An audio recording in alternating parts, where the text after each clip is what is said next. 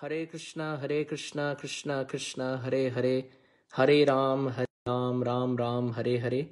Hare Krishna, Krishna Krishna, Hare Hare. Hare Ram, Ram Ram, Hare Hare. Hare Krishna, Krishna, Hare Hare. Hare Ram, Ram Ram, Hare Hare. So this is a second video broadcast because I think the first video had some connectivity issue. I got a message saying that it was running on low network connectivity. So therefore, and I also got a few messages on the WhatsApp group that the video broadcast got interrupted. So yes, thank you. Fact that we are having clean broadcast. Is the voice going through? Can the devotees kindly message and let me know if you're able to hear me on Facebook at the moment? Okay. Thank you, dear devotees, for that feedback. So we were mentioning as they closed their eyes, they reached. Yes. We are repeating from the point where the monkeys closed their eyes. So the monkeys closed their eyes in meditation, and mysteriously as they opened, they reached the ocean, the shore across which, the ocean across which Hanuman is going to jump and reach the other end. So here the lesson is when we are blessed and when through causeless mercy, when our material desires are fulfilled, at that time we should make it a point to close our eyes and meditate on the form of the Lord with gratitude that the Supreme Lord has been very kind to us. And when we do that, what happens? We come on the shore of the ocean. Now here is an interesting commentary. The ocean on the shore of which they're standing, that ocean represents bodily identification or attachment to this material body. So when we close our eyes sufficiently, like Hanuman, then we come on the shore of bodily identification with the ring on our mouth of the holy name and strong meditation and gratitude. We don't just come on the shore of bodily identification, we can now jump across the bodily attachment and go and find pure devotion in the Lanka of our. So we can overcome bodily attachment and bodily identification. This is what it happens. But however, other monkeys could not jump like Hanuman. Hanuman was having the ring of Ram on the tongue, the holy name of Ram, and he was meditating constantly. That is why while coming on the shore of material attachment or bodily identification, he could jump and cross over material attachment. He could transcend the modes of material nature, and he could find pure devotion or Mother Sita, Lanka of material consciousness. However, the other monkeys, they could not do it. Why? Because they meditated little and they opened their eyes. So immediately they found the shore. What does this represent? This is a very, very interesting. The monkeys closed their eyes for some time and didn't meditate completely with full dedication. Being monkeys, they were restless. So they opened their eyes and they found themselves on the shore of material identification, bodily identification. Jump across. Meaning, when we meditate little and we give it up, we get proud. We get proud and we are attached in bodily identification. We are proud of our talents. We are proud of our abilities. We are proud of what that meditation gave us. We are proud of our birth. We are proud of our knowledge. We are proud of our wealth. We are proud of our beauty, our singing, our dancing, our art, our craft. So many things. The pauper is proud of his penny. So there's no limit what we can be proud of. It's almost like I'm having 102 fever, but I'm having 104 fever. I have better fever than you. It's almost like that. So the monkeys there, they open their eyes immediately, which means little meditation, and then finding oneself on the shore of the ocean of material identification, which we are not able to cross over. And as a result of which, the monkeys there, as they stood, they again became very tired in some time. And they didn't even have proper water to drink. The water that they were drinking in the ocean was salty water in comparison to the pure sweet water, what they found in the pond just before. So what this represents is when we meditate little on the Supreme Lord without continuity, without constant meditation, we just chant little or we remember little and we hear and read little and we let it go. So we chant for like an hour or two, we read for an hour or two, and then remaining 20 hours we are absorbed in our own world. Then what happens? We find ourselves on the shore of bodily identification, which we are not able to cross. And at the same time, because we want to enjoy the position of that material identification of being father or being president or being sister of some influential person or being the brother-in-law of some famous person or whatever it may be, we are very proud of that position. Eventually, like those monkeys, we will become tired because that position, like salty water of the ocean, will not quench our thirst, in contrast to how they entered that very scenic place of devotion with sweet water of devotion. And as a result, above these monkeys are vultures flying. Those vultures represent fast approaching imminent death. So when we are practicing devotion, but only little, not much, we can perceive that death is coming soon. You see, others are not even able to see it. When we do little bhajan, we can at least see that the vulture of death is hovering above us.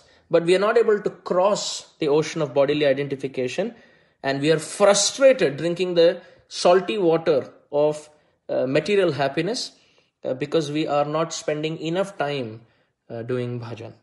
But Hanuman, on the other hand, with the holy name, the ring on his mouth, the holy name of Sri Ram, being the sadhu, destroying all the rakshasas on the way, all the obstacles, being very focused on his path of finding devotion and taking help from all the sadhus that he finds on the way.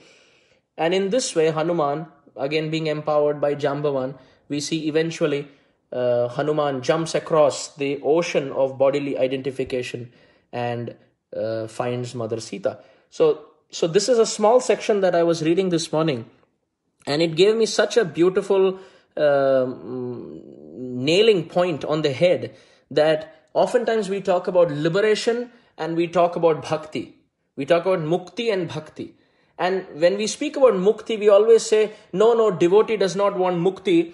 He only wants bhakti, and in bhakti, mukti is included. Right? So, but here is the interesting thing. This is the interesting example. The whole narration that we just went through from the reading in the morning, we see Hanuman who was focused on bhakti, seva. Because he was constantly thinking of bhakti, Mother Sita, how to find Mother Sita, how to become a devotee, how to serve and find devotion in my life. When Hanuman is thinking like that and constantly chanting the holy name of the Lord by holding the ring in his tongue and being empowered by great souls, he jumped. And when he jumped, he let go, which means he crossed the ocean of bodily identification. That is mukti.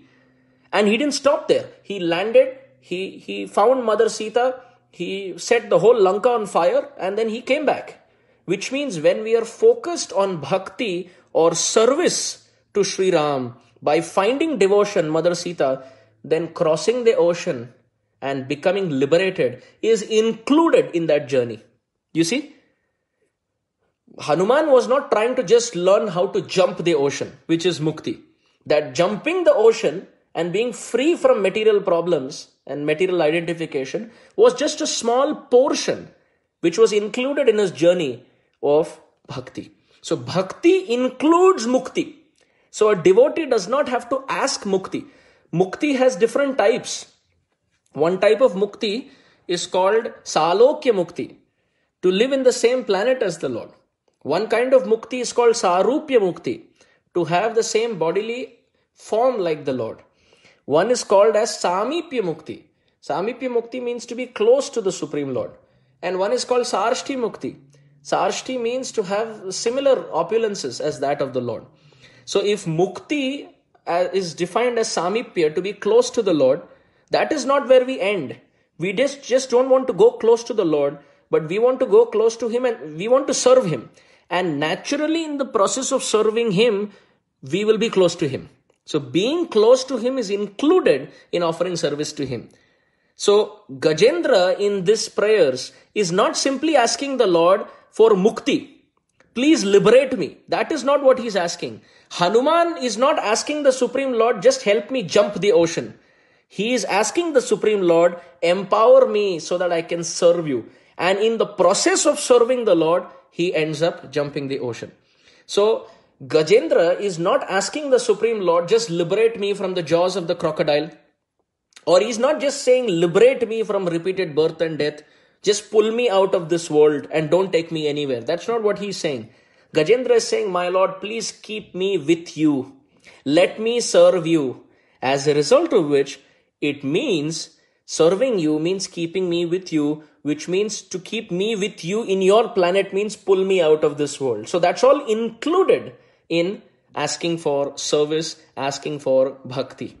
So the process that Hanuman goes through in serving the Supreme Lord is the process, the flow in which Gajendra has gone through in these prayers. He has constantly taken the ring of Harinam through all these verses, constantly chanting the name of the Supreme Lord in his tongue.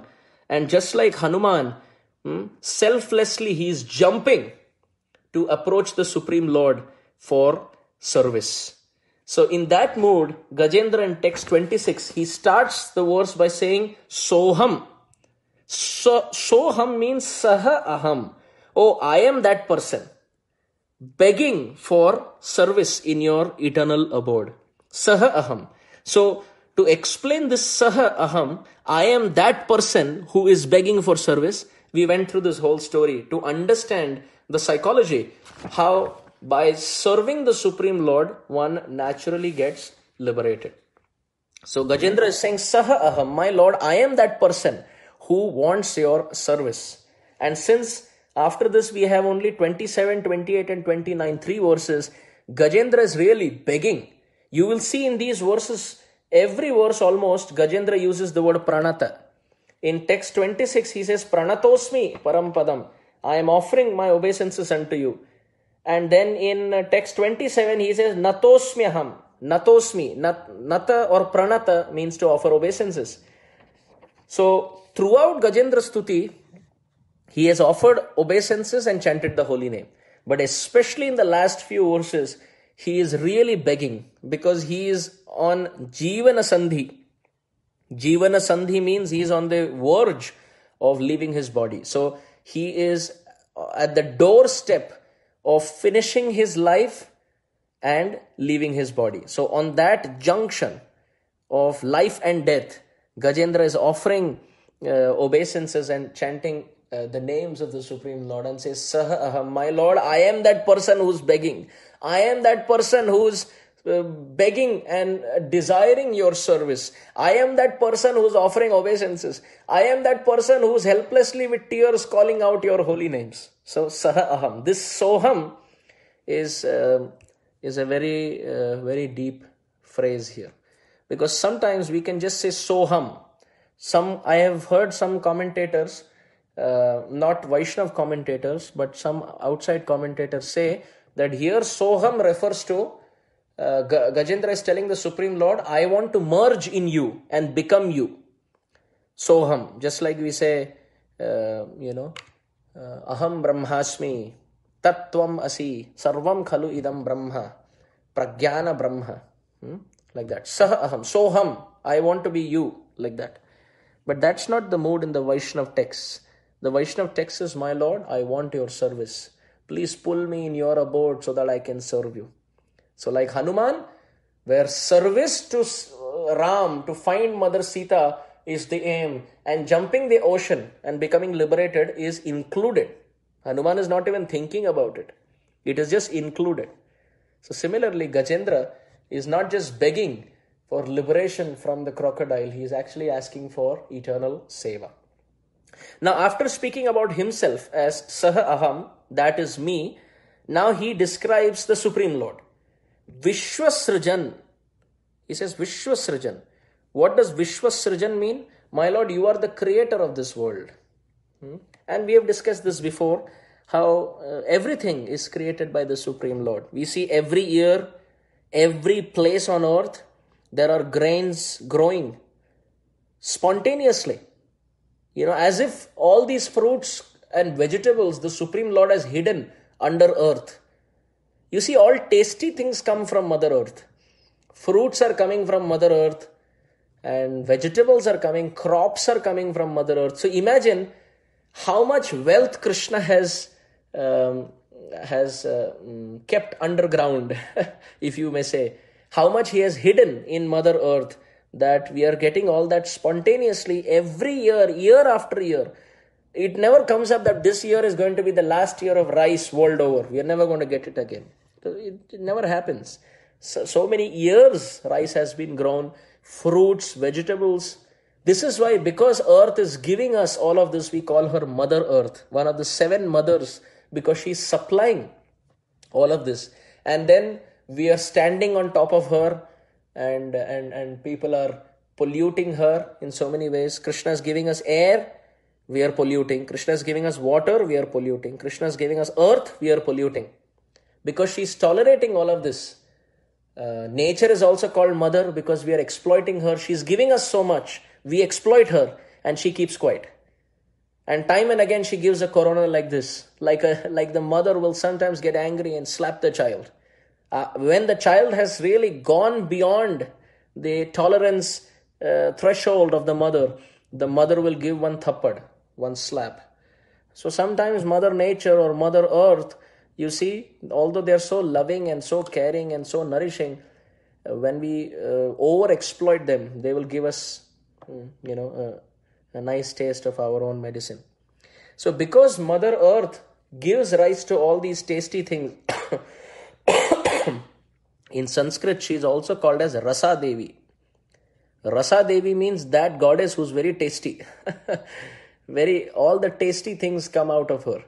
So, Sripad Harisuri, in his Bhakti Rasayan commentary, he mentions that Krishna ate dirt from Mother Earth. One of the reasons was this, that if fruits and vegetables and crops are individually so tasty, imagine how tasty their total cumulative addition would be. And this is the form of dust, the dirt. Therefore, Krishna ate dirt in seclusion, because he always used to eat butter and fruits and vegetables with his friends. But when he ate dirt, he ate secretly, as if to tell his friends that when I have to eat lesser, sweeter things, I come with you. But when I have to eat really, really something that's very sweet, sorry, I can't share it with anyone. I have to eat it in private. This is why Krishna secretly sat and ate some portion of Mother Earth, because she's called Rasa Devi. So he wanted to taste how her name is fruitful to her character. So we see everything is given by Mother Nature year after year. And nature is mother, earth is mother, but then there must be father also. This is why Srila Prabhupada was saying that if nature is mother, who is the father? That father is Aham Bija Pradapita. That is Krishna. So actually everything, just like we say made in China, made in India, even t-shirts sometimes we see made in Pakistan, like that, labels are put. So jackets, winter jackets, woolen clothes also. So everything has made in, England, made in USA, like that. So actually everything in this world must have a label, made by God, manufactured by Krishna. Everything. Our table should have a label, manufactured by Krishna.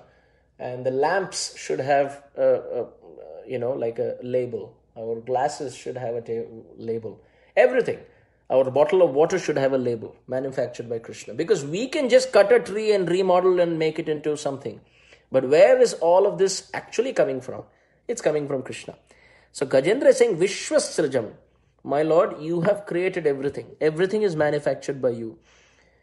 You are making all these planets and stars They are not just floating in the sky, they're also moving and rotating.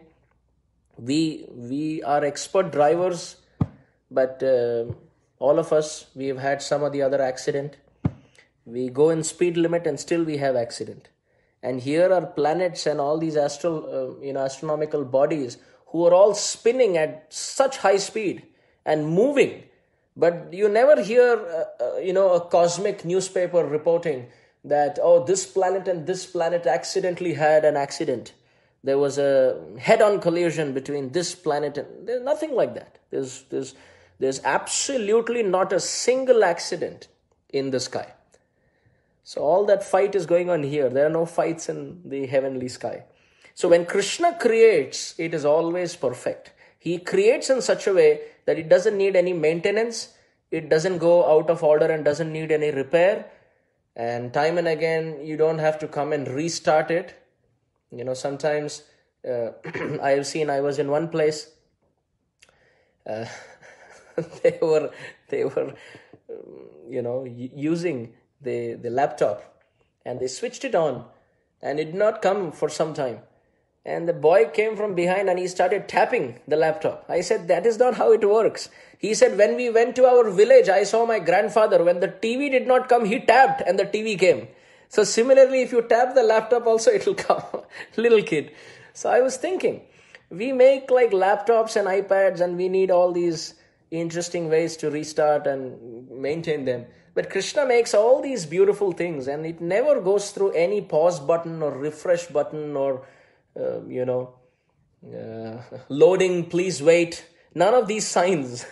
There's no accident. It's just perfect. The sun and the moon, it's all perfect. There's not a single day when the sun says, I need like a Sunday. I need a weekend. I'm always rising and setting. I'm tired. Never happens. So Vishwasrujam, my Lord, you are such a perfect creator. And not just a perfect creator, you are Vishwam yourself. Everything is just an expansion of you. Now, when we create a laptop, we manufacture a laptop, we are not the one in the laptop moving the numbers on the screen. The creator is independent of the creation. But Vishnu is an interesting creator. He is a creator from whom there is creation, and in every creation of the creator is present. Very interesting. This is why he is called Vishnu. The word Vishnu means Vishate Vyapnoti iti Vishnu. He who expands in a creation and enters each of his own creation. So we make a laptop or we make an iPad, and imagine we enter that iPad to make sure that the iPad is going through properly, apart from our existence outside. So that is very inconceivably beautiful. Because the word Vishnu means he who creates and enters the creation, we find the name Vishnu can also be used for Krishna. Oftentimes people have this question, Vrindayai Tulasi Devyai Priyayai Keshavasya cha, is it Vishnu Bhakti Prade Devyai Satyavatyai Namo Namaha or Krishna Bhakti Prade Devyai Satyavatyai Namo Namaha? Well, Shastra says Vrindayai Tulasi Devyai Priyayai Keshavasya cha, Vishnu Bhakti Prade Devyai Satyavatyai Namo Namaha. This is what the Shastra says. But however, when we say Vishnu, it's not only Vishnu Bhakti, Vishnu is also the name for Krishna.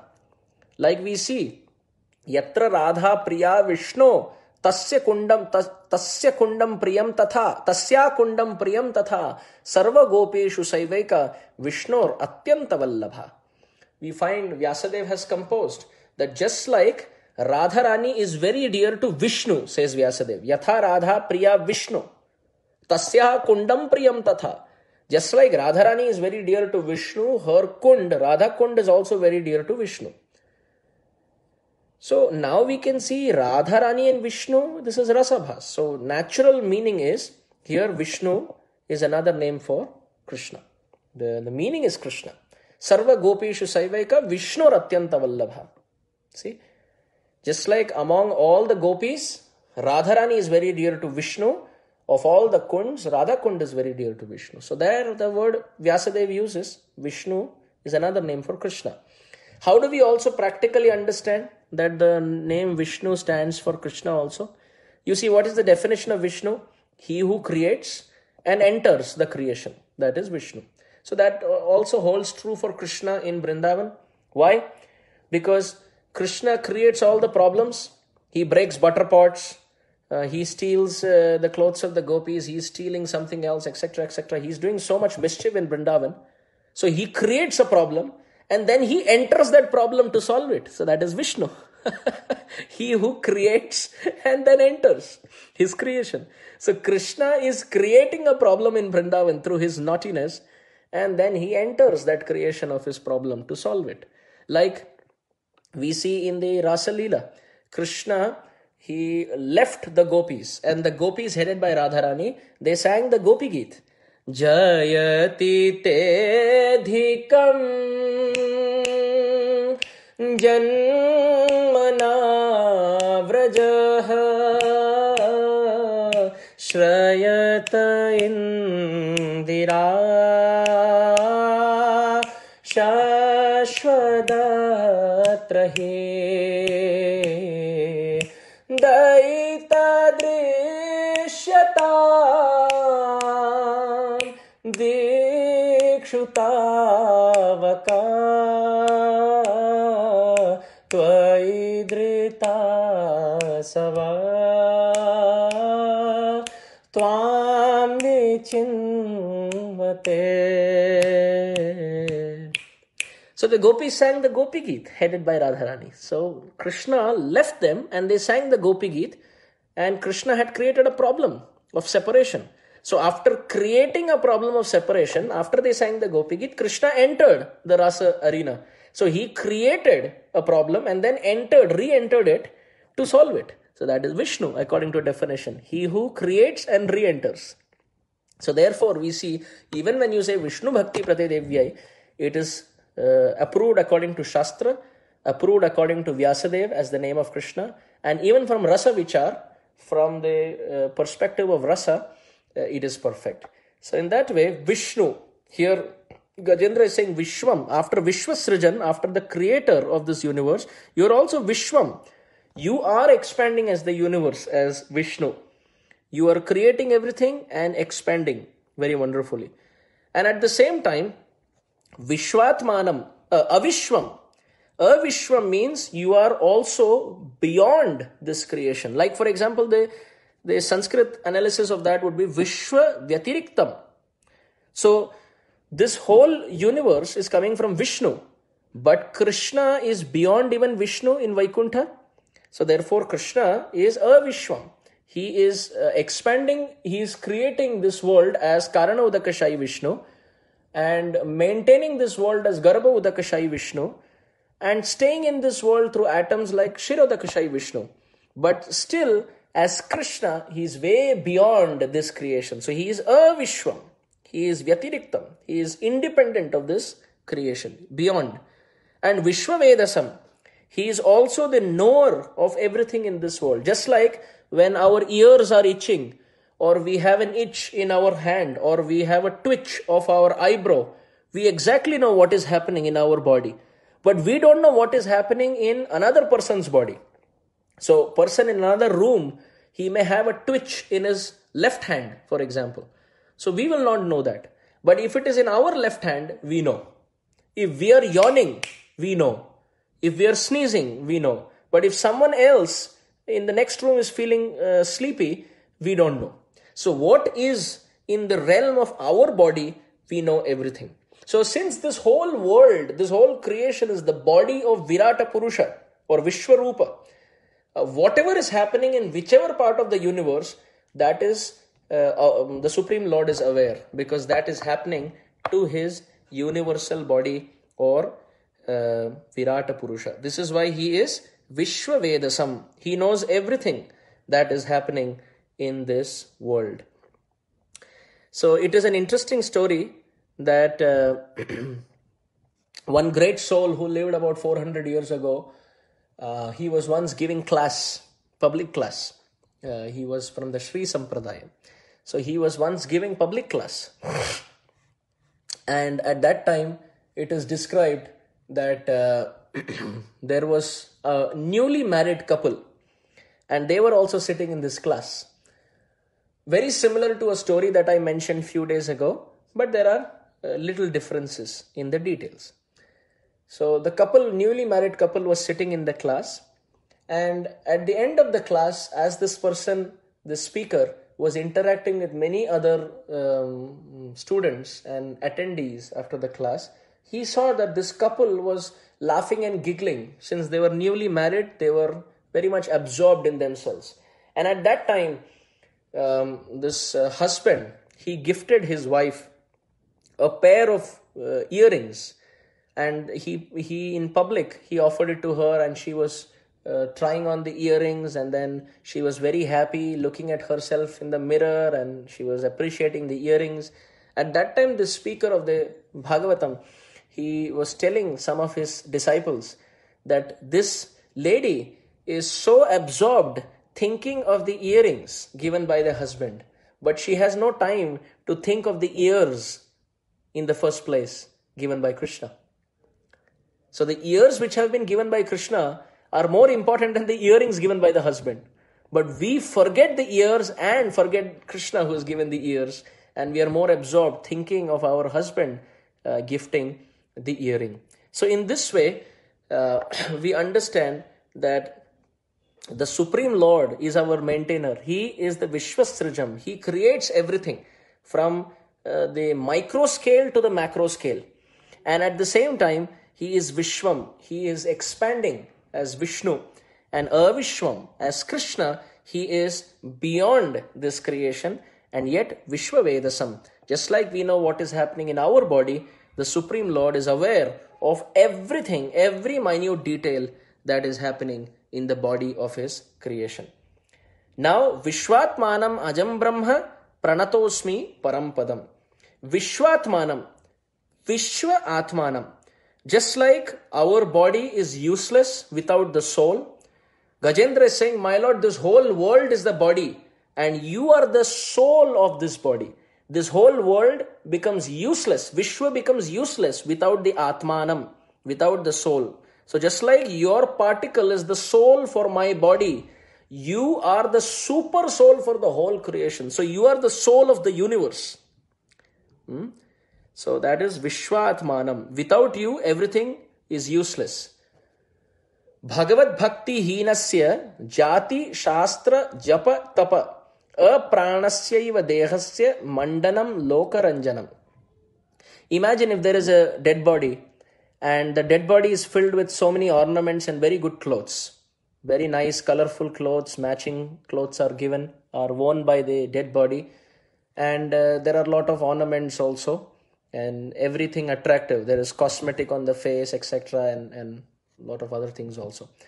So now, although this external decoration to the body, it may look good for people around, but it does no good to the person who has left. Just like the dead body is useless without the soul, even if it is decorated, people may come and see, but then immediately they will realize that, oh, it is ultimately dead body. What is the use of all this decoration if it is on a dead man? If the same decoration was on a living person, they would have taken a couple of photos with that person. But because it's a dead body, it first of all doesn't do any good to the person who has left. And even those who may notice it on the external, they find it useless. Why? Because it is a dead body without the soul. So just like the body, although it is well decorated, is useless without the soul, this whole world with water and mountains and waterfalls and ponds and oceans and trees and fruits and flowers and all the animals, they are ultimately useless without the Supreme Personality, who is like the soul to the body of this creation. Which means if we live a whole life without any appreciation for the Supreme Lord in an atheistic way, then we are like appreciating the dead body without having any time to appreciate the soul. Those who are absorbed in material nature, just having perfumes for the body and cosmetics for the body, and they are just appreciating things of this world, but they have no time for Sri Krishna. It is like they are appreciating the ornamentation on a dead body without having any time for the soul. So Krishna is the soul and the whole world is the body. So that is the meaning of Vishwatmanam.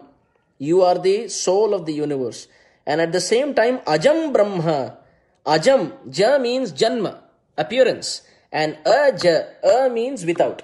My Lord, you are unborn. There is no cause for you. Sarva Karana Karanam.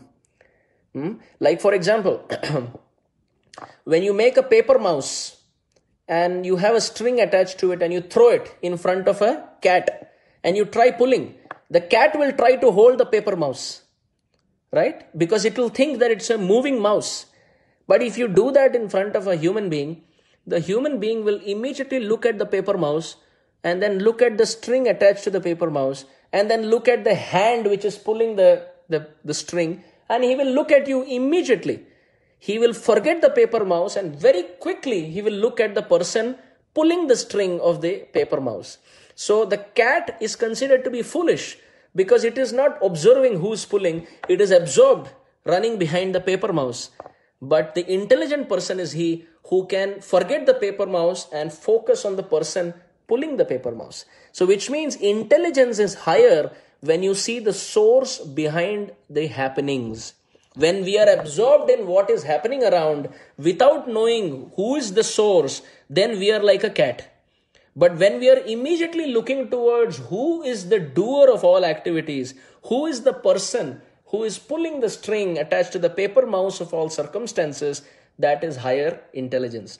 So therefore, when we are more intelligent, we go even beyond the person. Like for example, the less intelligent will see the paper mouse and they will think, oh, paper mouse is moving on its own. More intelligent will think, no, it is moving because of the string. The string is the doer.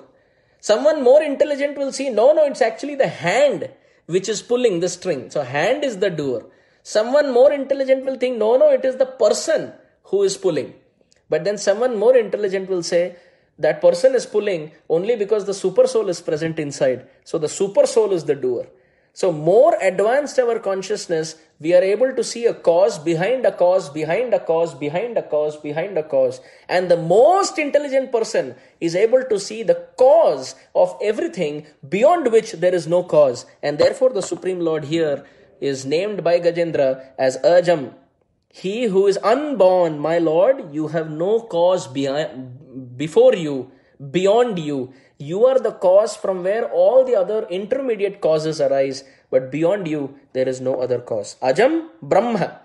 Brahma means he who is the greatest and he who has the ability to make others great like himself. And therefore, Pranatosmi Parampadam. Pranatosmi means I bow down to you, I surrender to you, my Lord, Parampadam, to your supremely merciful lotus feet. So at this point, Gajendra has finished with text 26 in his prayers. Tomorrow, Tuesday, 28th of April, we again go from 7 to 8 Eastern Standard Time, here again on Facebook, where we take from text 27 onwards. We are 3 verses away from wrapping up the Gajendra Stuti. Hare Krishna. Srila Prabhupada ki jai. Gajendra Stuti Srimad Bhagavat Katha ki jai. Gaur Premanande. Hari Hari Bo.